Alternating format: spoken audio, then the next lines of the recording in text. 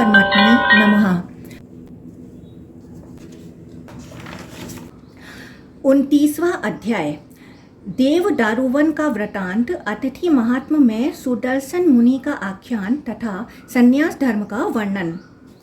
सनत कुमार जी बोले, हे विभो, प्राचीन काल में दारुवन में तपस्या से भावित आत्मा वाले उन वनवासी मुनियों के साथ जो भी घटित हुआ उसे मैं इस समय सुनना चाहता हूँ। उर्वरेता दिगंबर भगवान शिव विकृत रूप धारण करके दारुवन में क्यों गए? उस वन में परमात्मा रुद्र के साथ क्या हुआ? उन देवादिदेव शिव के क्रिया कलापों का भी यथार्थ रूप से वर्णन करने की कृपा कीजिए। सूत जी बोले, हे ऋषिगण, उन सनत कुमार का यह वचन सुनकर श्रुति सारविदों में वरिष्ठ शिलाद पुत्र भगवान नंदिकेश्वर कुछ हंसते हुए उनसे कहने लगे। सैलादी बोले, एक बार घने देव दारुवन में देवादिदेव रुद्र की प्रसन्नता के लिए अपने स्त्री पुत्रादि सहित पंच अग्नि का सेवन करते हुए मुनिगण कठोर तप कर रहे थे। उनके तप से प्रसन्न जगन्नाथ, चेकितान, वृषभध्वज, धूर्जटी, परमेश्वान, नील लोहित भगवान रुद्र दारुवन में निवास करने वाले उन मुनियों के प्रवृत्ति लक्षण तथा ज्ञान की जानकारी करने के लिए एवं उनमें श्रद्धा भाव की परीक्षा करने के लिए और साथ ही प्रवृत्ति ज्ञान से युक्त चित्त वाले उन देव दारुवन वासी मुनियों में निवृत्ति लक्षण तथा ज्ञान स्थापित करने के निमित्त लीला पूर्वक विकृत रूप धारण करके अलौकिक दारुवन में पहुँचे। उस समय शंकर जी की कृष्ण वर्ण वाले, 2 भुजाओं वाले, 3 आँखों वाले, दिगंबर तथा मोहक स्वरूप वाले थे। अत्यंत सुंदर रूप वाले भगवान शिव मंद मुस्कान तथा भ्रू विलास करते हुए गीत गाकर स्त्रियों में काम भावना उत्पन्न कर रहे थे। कामदेव का संहार करने वाले तथा अत्यंत मोहक आकृति वाले भगवान शिव वहां नारी समूह को बार बार देखकर उनके भीतर काम भावना को बढ़ा रहे थे। वन में उस विकृत तथा नील लोहित वर्ण वाले पुरुष को देखकर पतिव्रता स्त्रियां भी प्रेम पूर्वक उनके पीछे पीछे चलने लगीं। आरण्यक कुटीरों के द्वार तक आई हुई स्त्रियों के वस्त्र एवं अलंकार शिथिल हो गए, वे मूर्छित सी हो गईं। उन लीला में शिव के मुखारविंद की मोहक मुस्कान को पाकर वृक्षों के आश्रम में रहने वाली वे नारियां उनके पीछे पीछे चल दीं। शिवजी को देखकर प्रौढ़ावस्था वाली होने पर भी कुछ स्त्रियां मदमत होकर आंखें घुमाने लगीं तथा बाहों का संचालन करने लगीं। तदंतर शिव को देखकर दूसरी स्त्रियां मुस्कान युक्त मुख वाली हो गईं, उनके वस्त्र कुछ शिथिल से हो गए, कांची बंधन भी ढीले हो गए, वह मिलकर गाने लगीं। उस समय शिव को विपिन में देखकर कुछ ऋषि पत्नियां तो शिथिलिन नूतन वस्त्रों तथा अपने विचित्र वलयों को फेंककर मंदावित हो स्वजनों के पास पहुंची। उस समय शिथिल वस्त्रों वाली कोई तो शिव को देखकर विशिष्ट वासना युक्त हो गईं तथा अन्य स्त्रियां मत वाली सी होकर विचित्र शाखा वाले प्रसिद्ध वृक्षों को एवं घनिष्ठ बंधुजनों तक को नहीं पहचानती थीं। हे द्विजश्रेष्ठों, कुछ स्त्रियां उनके पास जाकर नाचने लगीं और जमीन पर गिर पड़ीं। कुछ स्त्रियां हाथी की भांति बैठ गईं, कोई दूसरी स्त्री कुछ बोलने लगी। मुस्कुराते हुए एक दूसरे को देखकर वे परस्पर आलिंगन करने लगीं। वे सभी ओर से शिवजी का मार्ग रोककर अनेक प्रकार के हाव भाव दर्शाने लगी। कुछ स्त्रियां उनसे कहने लगी कि आप कौन हैं, बैठिए। अन्य स्त्रियां भी प्रसन्नचित होकर कहने लगी, आप कहाँ जा रहे हैं? आप हम सब पर प्रसन्न होइए। भगवान शंकर की माया के प्रभाव से अपने पतियों के सम्मुख ही पतिव्रता स्त्रियों के वस्त्र परिधान, केस आदि अस्त व्यस्त हो गए और वे कामुक स्त्रियों की भांति स्वेच्छाचारिता पूर्ण व्यवहार प्रदर्शित करने लगीं। उन स्त्रियों के हाव भाव देखकर तथा उनके वचन सुनकर निर्विकार परमेश्वर शिव शुभ अथवा अशुभ कुछ भी नहीं बोले। उस प्रकार की चेष्टा वाली नारियों के समूह को देखकर वे विप्र मुनीश्वर दिगंबर वेशधारी शिव को उस अवस्था में देखकर शंकर जी के प्रति अत्यंत कठोर वचन कहने लगे, किंतु उनकी सभी तपस्याएं शंकर जी के सम्मुख उसी प्रकार निष्फल सिद्ध हुई जिस प्रकार सूर्य के प्रकाश से आकाश मंडल में स्थित तारागण निस्तेज हो जाते हैं। ऐसा सुना जाता है कि महात्मा ब्रह्मा का सभी समृद्धियों तथा कल्याणों का उत्पत्ति स्थल स्वरूप यज्ञ ऋषि के शाप से विनिष्ट हो गया था। भृगु मुनि के शाप से परम ऐश्वर्यशाली विष्णु को भी 10 अवतार लेने पड़े तथा अनेक दुख सहने पड़े। हे धर्मज्ञ सनत कुमार, क्रुद्ध ऋषि गौतम ने शाप से इंद्र का अंडकोश सहित गोहांग काटकर पृथ्वी पर गिरा दिया था। मुनि वशिष्ठ के शाप से वसुओं को गर्भ में वास करना पड़ा। अगस्त्य आदि ऋषियों के शाप से राजा नहुस को सर्प होना पड़ा था। भगवान विष्णु का निवास स्थान तथा अमृत का आधार स्वरूप वह क्षीर सागर ब्राह्मणों के द्वारा सदा के लिए दूसरे अप्य जल वाले समुद्र के रूप में कर दिया गया था।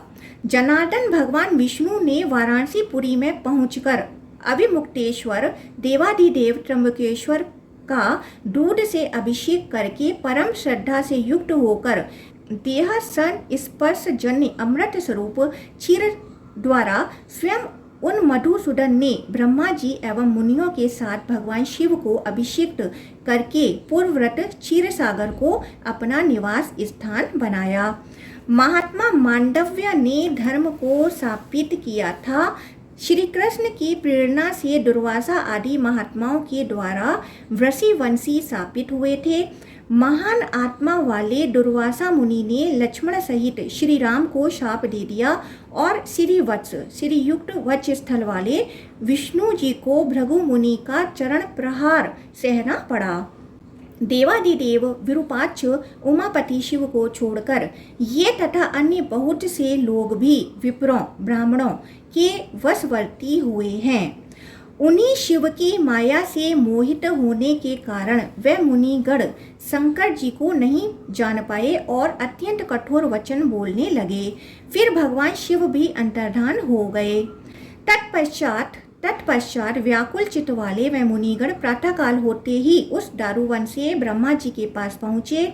वहाँ श्रेष्ठ आसन पर विराजमान महात्मा ब्रह्मा से उस सुंदर दारुवन में रहने वाले क्षीण चेतना वाले मुनियों ने शंकर जी का सारा वृतांत कहा सुनाया। उन ब्रह्मा जी ने भी क्षण भर में ही मन में सोचकर पवित्र दारुवन में उनका पूर्व घटित संपूर्ण वृतांत जान लिया। अपने आसन से तत्काल उठकर और दोनों हाथ जोड़कर ब्रह्मा जी ने मन ही मन शिव जी को प्रणाम करके दारुवन में रहने वाले उन मुनियों से कहा, हे विप्रों, विनाश को प्राप्त तुम सभी को धिक्कार है, क्योंकि सर्वोत्तम निधि प्राप्त करके भी तुम अभागों ने उसे गंवा दिया। तुम अलंगियों ने उन दारुवन में जिस विकृत आकार वाले पुरुष को देखा था वह साक्षात परमेश्वर शिव ही थे। हे विप्रों, गृहस्थों को अतिथियों की निंदा कभी नहीं करनी चाहिए। वह अतिथि विकृत रूप वाले, सुंदर रूप वाले, मलिन तथा मूर्ख चाहे जैसे भी हों। पूर्व काल में पृथ्वी पर द्विजों में अग्रणी सुदर्शन मुनि ने अतिथि पूजा के प्रभाव से साक्षात काल मृत्यु को भी जीत लिया था। भव सागर से पार होने तथा आत्मशुद्धि के लिए अतिथि पूजा को छोड़कर गृहस्थों एवं श्रेष्ठ द्विजों के लिए लोक में अन्य कोई भी उपाय नहीं है। पूर्व काल में सुदर्शन नाम से विख्यात गृहस्थ मुनि ने मृत्यु पर विजय प्राप्त करने की प्रतिज्ञा की और अपनी संतान युक्त पतिव्रता पत्नी से कहा, हे सुव्रते, हे सुंदर भौं वाली, हे सौभाग्यवती, सुनो, तुम पूर्ण प्रयत्नों के साथ अतिथियों का सदा सत्कार करना और कभी भी उनका निरादर न करना। अतिथि साक्षात पिनाकधारी शिव का ही स्वरूप होता है, अतएव सब कुछ अर्पित करके भी अतिथि की पूजा करो। सुदर्शन ने पुनः कहा, हे आर्य, अतिथि साक्षात शिव होता है। शिव स्वरूप अतिथि को सब कुछ प्रदान करना चाहिए, अतः सभी अतिथियों की सदा पूजा करनी चाहिए। पति के ऐसा कहने पर वह पति व्रत परायण मुनि भार्या पति की आज्ञा को देव प्रतिमा के समक्ष अर्पित किए गए पुण्य आदि की भांति सिरोधार्य करके अतिथि सत्कार में प्रवृत्त हो गई। हे श्रेष्ठ द्विजों, उन दोनों की श्रद्धा की परीक्षा करने के लिए एक सुंदर ब्राह्मण का रूप धारण करके साक्षात धर्म मुनि के घर पधारे। उस ब्राह्मण को देखकर विशुद्ध हृदय वाली उस मुनि भार्या ने अर्घ्य आदि से उस ब्राह्मण का पूजन किया। उस स्त्री के द्वारा भली भांति पूजित होकर ब्राह्मण वेशधारी साक्षात धर्म ने उससे कहा, हे कल्याणी, तुम्हारे बुद्धि संपन्न पति सुदर्शन कहाँ हैं? तत्पश्चात अपनी पति द्वारा कही गई बात का स्मरण करती हुई उस स्त्री ने पति की आज्ञा को ध्यान में रखकर धर्म रूप उस ब्राह्मण के लिए आतिथ्य सेवा करने का मन में निश्चय किया। इसी बीच उस स्त्री के पति प्रज्ञा संपन्न सुदर्शन घर के द्वार पर आ गए। मुनिवर सुदर्शन ने अपनी भार्या को आवाज दी, हे भद्रे, तुम कहाँ चली गई हो? तब साक्षात धर्म रूप अतिथि उनसे बोले, हे महाभाग सुदर्शन, मैं इस समय तुम्हारी इस भार्या के आतिथ्य से परम संतुष्ट हूँ। तदंतर धर्मराज ने अपना वास्तविक रूप उन्हें दिखाया और मनोवांछित वर देकर महान कांति वाले धर्म ने उनसे कहा, हे विपेंद्र, मैं यहाँ केवल तुम्हारी श्रद्धा की परीक्षा करने के निमित्त आया हूँ। हे सुव्रत, तुमने अपने एकमात्र अतिथि पूजा रूप धर्म से मृत्यु को भी जीत लिया है। अहो, इस तपस्वी का ऐसा ओज। इस प्रकार कहकर धर्म वहां से चले गए। हे मुनियों, इसलिए सभी अतिथियों की सदा पूजा करनी चाहिए। हे अभागे मुनीश्वरों, अब अधिक कहने से क्या लाभ? तुम लोग शीघ्र ही उन्हीं महादेव की शरण में जाओ। उन ब्रह्मा जी का यह वचन सुनकर व्याकुल नेत्रों वाले वह द्विज श्रेष्ठ दुखित होकर ब्रह्मा जी की प्रार्थना करते हुए कहने लगे। विप्रगण बोले, हे महाभाग, स्त्रियां तो विकार युक्त होती ही हैं, जिनके लिए हम लोगों ने अपना जीवन नष्ट कर डाला। जिन अनिंद महादेव ने कृपा करके हम लोगों को दर्शन दिया था, उन्हीं का हम लोगों ने अनादर किया। हमने उन सर्वव्यापी शूलधारी पिनाकी तथा नील लोहित वर्ण वाले शिवजी को अज्ञानता से शाप दे दिया, किंतु उनके देखने मात्र से हमारे शाप की शक्ति कुंठित हो गई। हे देवेश, अब आप कृपा करके हमें संन्यास धर्म के विषय में क्रम से बताइए, जिससे हम लोग उन देवादिदेव उग्र भीम तथा कपर्दी शिव का दर्शन करने में समर्थ हो सकें। पितामह बोले, हे श्रेष्ठ मुनियों, सर्वप्रथम श्रद्धा पूर्वक गुरु से निरंतर वेद का अध्ययन करें, उसका अर्थ समझें और धर्मों का ज्ञान करें। इस प्रकार विद्वानों को चाहिए कि 12 वर्षों तक वेदा अध्ययन करने के अनंतर वेद व्रत नामक स्नान से संस्कारित होकर विवाह करके पुनः सदाचारी पुत्र उत्पन्न करके उन पुत्रों के अनुकूल व्रति का उपाय करके उनमें धनादि का विभाजन कर दें। तत्पश्चात अग्निहोष्टोम आदि यज्ञों से यज्ञेश्वर विभु का यजन करके मुनि को वन में आकर अग्नि में परमेश्वर की पूजा करनी चाहिए। वन में रहते हुए मुनि को 12 वर्ष तक या 1 वर्ष 12 माह तक या 12 पक्ष 6 माह तक अथवा 12 दिन तक दुग्ध का सेवन करते हुए शांति तथा संयम पूर्वक सभी देवताओं की पूजा करनी चाहिए। इस प्रकार यजन पूजन के अनंतर यज्ञ संबंधी काष्ठ पात्र मंत्र पूर्वक अग्नि में हवन कर दें, मिट्टी के पात्र जल में छोड़ दें तथा धातु के पात्र गुरु को अर्पित कर दें और निष्कपट भाव से अपना संपूर्ण धन ब्राह्मणों को देकर गुरु को दंडवत प्रणाम करके विरक्त यति संन्यास धर्म का आचरण करें। शिखा सहित बालों को कटवाकर तथा यज्ञोपवीत त्याग कर विद्वान यति को भुआ स्वाहा इस मंत्र से जल में 5 आहुति देनी चाहिए। इसके पश्चात यति को शिव सायुज्य रूपी विमुक्ति के लिए आगे की भी साधना करनी चाहिए। इसके लिए 6 माह अथवा वर्ष पर्यंत यति अनशन करे अथवा जल पीकर या पत्ते खाकर या दूध पीकर या फल खाकर जीवन निर्वाह करे। ऐसा करने पर यदि मृत्यु नहीं हुई और वह जीवित रहता है तो उसे अपने देह के प्रस्थान आदि अर्थात स्थूल शरीर के त्याग का प्रयास करना चाहिए। ऐसा आचरण करते हुए वह यति अपने कर्म से भी शिव सायुज्य प्राप्त कर लेता है। परंतु हे दृढ़वती मुनियों, शिवजी में भक्ति रखने वाला प्राणी शीघ्र ही मुक्ति प्राप्त कर लेता है। महादेव जी के भक्तों को त्याग विधि, महान व्रतों, यज्ञों, विविध प्रकार के दानों, होमों, विविध शास्त्रों तथा वेदों से क्या प्रयोजन। महान आत्मा वाले श्वेत मुनि ने महादेव की भक्ति से ही मृत्यु तक को जीत लिया था। अतः परमेश्वर महादेव शिवजी के प्रति आप लोग भी भक्ति परायण हों। इस प्रकार श्रीलिंग महापुराण के अंतर्गत पूर्व भाग में देवदारुवन वृतांत वर्णन नामक 29वां अध्याय पूर्ण हुआ। 30वां अध्याय शिव आराधना के महात्म में श्वेत मुनि का आख्यान। नंदिकेश्वर बोले, तत्पश्चात उन ब्रह्मा जी के इस प्रकार कहने पर द्विज श्रेष्ठ महर्षियों ने उनसे श्वेत मुनि की पुण्यप्रद कथा पूछी। पितामह बोले, समाप्त आयु वाले श्वेत नामक एक श्रीयुक्त मुनि गिरी की गुफा में शिव आराधना में रत थे। हे द्विजों, नमस्ते रुद्र मनयवे इत्यादि रुद्र अध्याय से भक्ति पूर्वक महेश्वर की आराधना करके श्वेत मुनि ने उन्हें प्रसन्न कर लिया। हे विपेंद्रो, तदंतर द्विजों में श्रेष्ठ श्वेत मुनि को समाप्त आयु वाला जानकर उन्हें ले जाने के लिए महातेजस्वी काल मुनि के पास पहुंचा। सन्निकट मृत्यु वाले पुण्य आत्मा श्वेत मुनि भी उस काल को देखकर त्रिनेत्र शिव का स्मरण करते हुए उनकी आराधना करने लगे। वे ऐसा कहते हुए ध्यान परायण थे कि जब मैं सुख कर संबंध वाले तथा जगत का पोषण करने वाले त्रिनेत्र शिव का यजन कर रहा हूँ तो मृत्यु मेरा क्या कर लेगी, क्योंकि मैं तो काल का भी काल हूँ। उन श्वेत मुनि को देखकर लोगों को भयभीत करने वाला वह काल मुस्कुराकर उनसे बोला, हे श्वेत, अब तुम मेरी ओर आओ। इस पूजा पाठ आदि से तुम्हें क्या लाभ। हे द्विजवर, भगवान विष्णु, ब्रह्मा अथवा जगदीश्वर रुद्र, इनमें भला कौन मेरे द्वारा ग्रास बनाए गए जीव को बचा सकने में समर्थ है। हे विप्र, यह रुद्र पूजा मुझ शक्तिमान का क्या कर सकती है।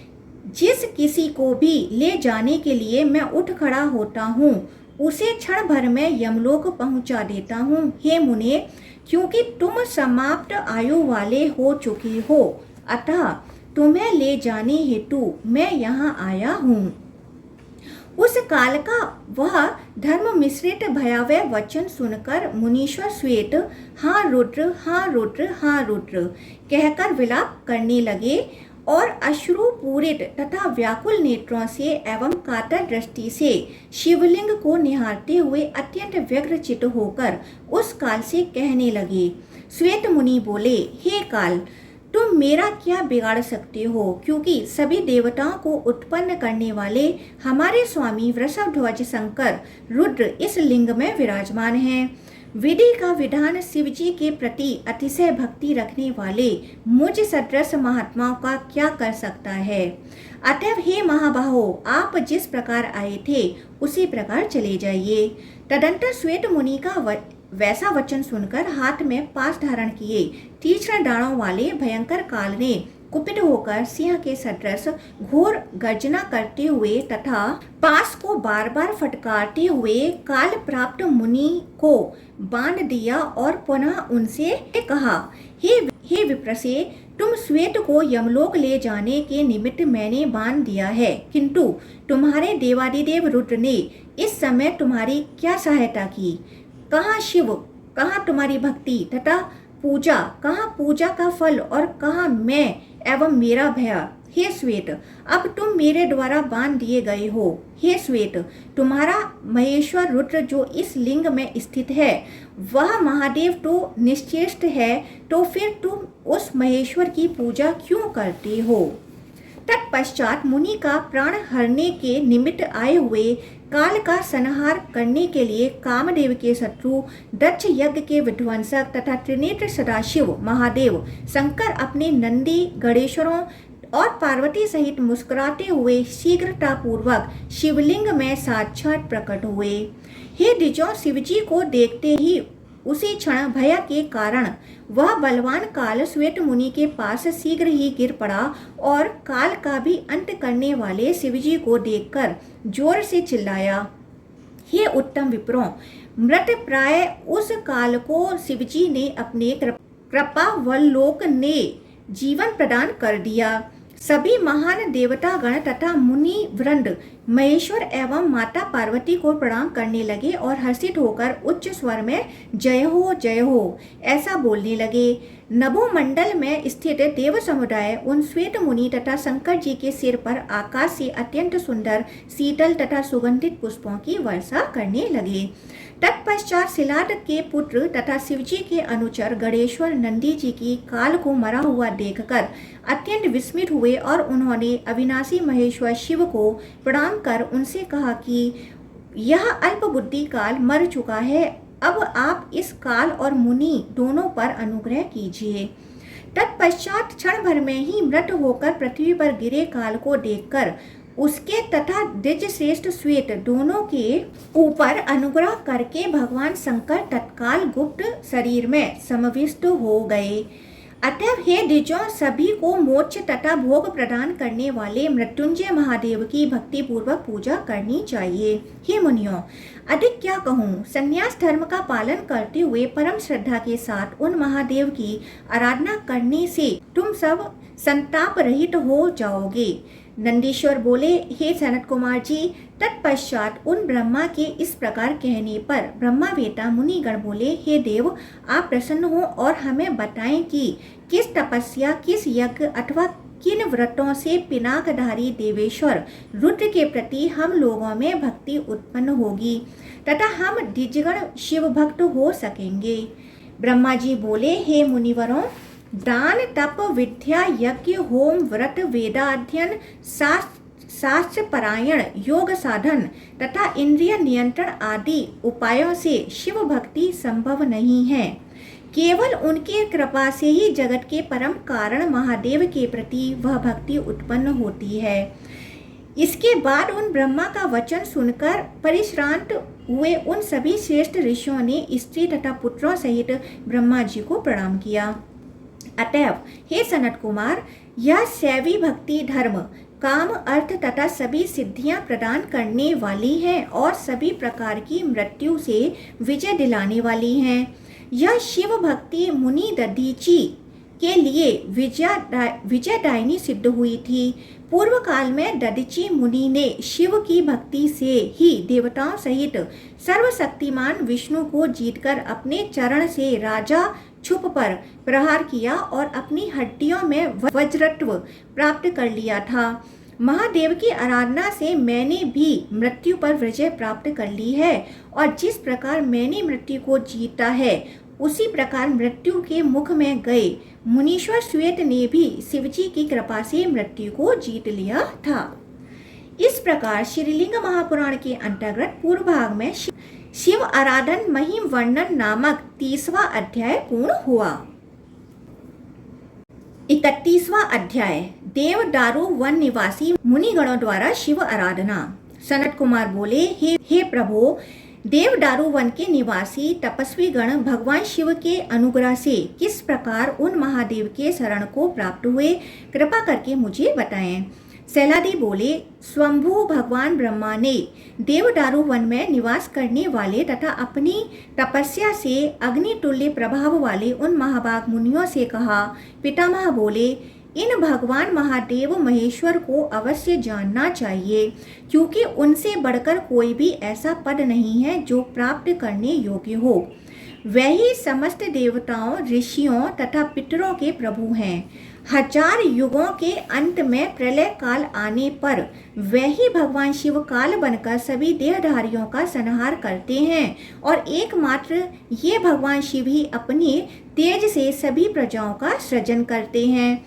अपने वक्ष स्थल पर श्री चिन्ह धारण करने वाले चक्रधारी विष्णु तथा वज्रधारी इंद्र आदि के रूप में ये शिव ही विराजमान हैं। ये सतयुग में योगी, त्रेता में यज्ञ स्वरूप, द्वापर में कालाग्नि एवं कलयुग में धर्म केतु नाम से कहे जाते हैं। भगवान रुद्र की ये ही मूर्तियां हैं जिनका पंडित जन ध्यान करते हैं। बाहर से चौकोर एवं भीतर से अष्टकोण वाले पिंडिका स्थान में वृत्तिकार दर्शनीय तथा श्रेष्ठ लिंग की विधिवत पूजा करनी चाहिए। तमोगुण रूप अग्नि, रजोगुण रूप ब्रह्मा तथा प्रकाशक सत्व गुण रूप विष्णु आदि की मूर्तियां एकमात्र इन्हीं शिव की मूर्ति में स्थित कही जाती हैं।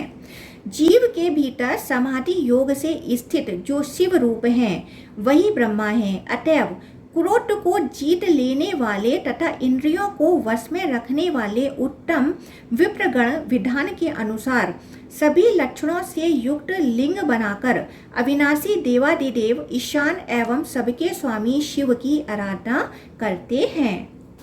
वह लिंग अंगुष्ठ परिमाण के बराबर अत्यंत सुंदर वर्तुलकार तथा शास्त्र सम्मत हो। उसका मंडल समान नाभि वाला 8 अथवा 16 कोणों वाला पूर्णतः गोलाकार तथा दिव्य होना चाहिए। वह सभी मनोरथों को पूर्ण करने वाला होता है। लिंग की वेदिका उसकी दुगनी समान तथा शास्त्र सम्मत हो। गौमुखी को उसकी 1/3 एवं समस्त लक्षणों से युक्त जानना चाहिए। हे श्रेष्ठ ब्राह्मणों, उसके चारों ओर जौ के परिमाण के बराबर पट्टिका होनी चाहिए। वेदिका का विस्तार चारों ओर तिगुना, वर्तुलाकार, त्रिकोण, चौकोर अथवा षटकोण होना चाहिए। सोने का, चांदी का, तांबे का अथवा पाषाण का लिंग बनाना चाहिए। हे द्विजों, इस प्रकार सभी ओर से छिद्र आदि से रहित सुंदर तथा सभी लक्षणों से युक्त लिंग को विधि पूर्वक प्रतिष्ठित करके उसकी वेदी के मध्य में पूजा लक्षणों से समन्वित स्वर्ण सहित पंचाक्षर मंत्र एवं सघोजात आदि 5 मंत्रों से अभिमंत्रित कलश की स्थापना करनी चाहिए। तत्पश्चात उन्हीं 5 शुभ तथा पवित्र मंत्रों से लिंग का अभिषेक करना चाहिए एवं यथोपलब्ध उपचारों से पूजन करना चाहिए। ऐसा करने से तुम लोग सिद्धि प्राप्त कर लोगे। हे मुनियों, तुम लोग अपने पुत्रों तथा बंधु बांधवों सहित एकाग्रचित्त होकर महादेव जी का पूजन करो और हाथ जोड़कर शूल पाणी की शरण में जाओ। तत्पश्चात तुम लोग असंयत आत्मा वाले लोगों के लिए दुर्लभ दर्शन वाले देवेश शिव का दर्शन प्राप्त कर सकोगे, जिन्हें देखते ही समस्त अज्ञान तथा अधर्म नष्ट हो जाता है। तत्पश्चात अमित तेज वाले ब्रह्मा जी की प्रदक्षिणा करके वे वनवासी मुनि देवदारू वन के लिए प्रस्थित हुए और जैसा ब्रह्मा जी ने कहा था तदु अनुसार वे महादेव जी की आराधना करने लगे।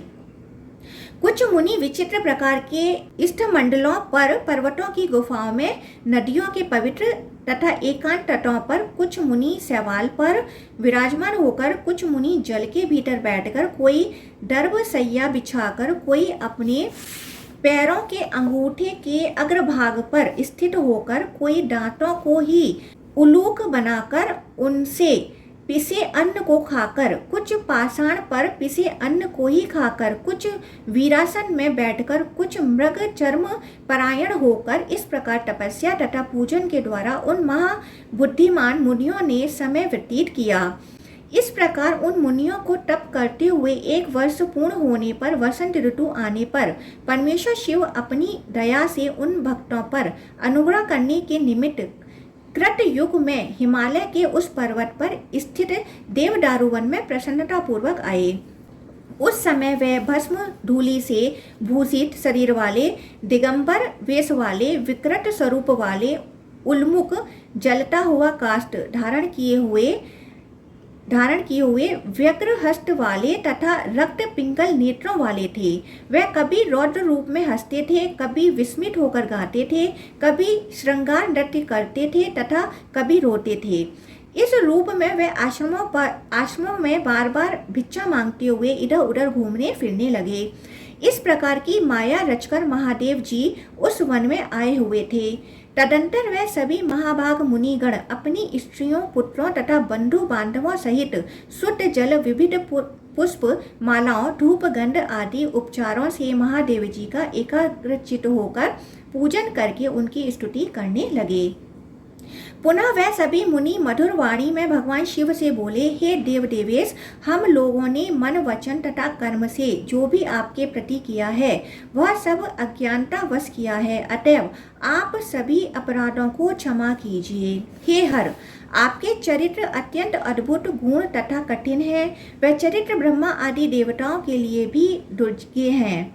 हम आपकी अगति तथा गति कुछ भी नहीं जानते और जान पाना संभव भी नहीं है। हे विश्वेश्वर, हे महादेव, आप जो कोई भी हो, आपको नमस्कार है। हम मुनिगण आप देवदेव महेश्वर की स्तुति करते हैं। भव भव्य भावन तथा उद्भव को नमस्कार है। अनंत बल एवं वीर वाले और भूतों के पति को नमस्कार है। जगत के संहार करता, पिसंग वर्ण वाले, पिंगल वर्ण वाले, अव्यय गंगा जल को धारण करने वाले, जगत के आधार गुणात्मा, त्र्यंबक त्रिनेत्र, उत्तम त्रिशूल धारण करने वाले, कंदर्प स्वरूप तथा अग्नि रूप परमात्मा शिव को नमस्कार है। हाथ में दंड तथा पाश धारण करने वाले काल रूप गणों के पति एवं वृषभध्वज शंकर को नमस्कार है।